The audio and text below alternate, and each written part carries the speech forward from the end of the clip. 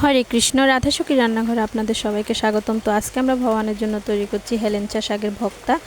তো এখন এই শাকটা প্রচুর পরিমাণে পাওয়া যাচ্ছে, আর এটি একটি গ্রাম অঞ্চলের খুব সুস্বাদু একটি শাক, যা বাজারেও এখন কিনতে পাওয়া যায়। আর যারা গ্রামে থাকেন তারা তো যেখানে সেখানে এই শাকগুলো হয়ে থাকে, মানে অনেক টেস্টফুল একটি শাক। তো এটি শাকের আইটেম করলেও খুব ভালো লাগে, আবার যখন আমরা ভর্তা করে তাও অনেক ভালো লাগে। তো এখানে আমি হেলেঞ্চা শাকগুলো নিয়ে নিয়েছি। এবার আমি শাকগুলোকে ধুয়ে একটু বড় বড় আকারে কেটে নিয়েছি, সাথে আমি কয়েকটা কাঁচামরিচ নিয়ে নিয়েছি। এখানে আমি শাকটা একটু ঝাল ঝাল করে করব, এই কারণে আমি কাঁচামরিচগুলো একটু বেশি পরিমাণে দিয়েছি। তো এবার আমি কড়াইতে সরিষার তেল দিয়ে দেব। তো এখানে সরিষার তেলে এই ভর্তার শাকটা ভাজতে খুব বেশি ভালো লাগে।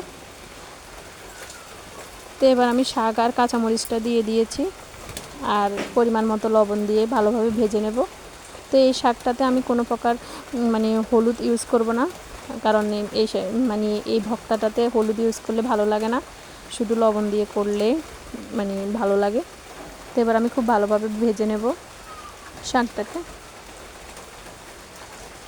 তো এই ভর্তাটা এত বেশি টেস্টফুল যে কোনো আইটেম না থাকলেও এই ভর্তা দিয়ে মনে হয় যেন এক থালা অন্ন নিমিষে শেষ হয়ে যাবে। আর এটি খুব তাড়াতাড়ি হয়, 5 মিনিটেই ভর্তাটা রেডি হয়ে যাবে। তো এই যে আমার শাকটা এখানে ভালোভাবে ভাজা হয়ে গেছে। তো এবার আমি নামিয়ে নেব আর ঠান্ডা করে নেব।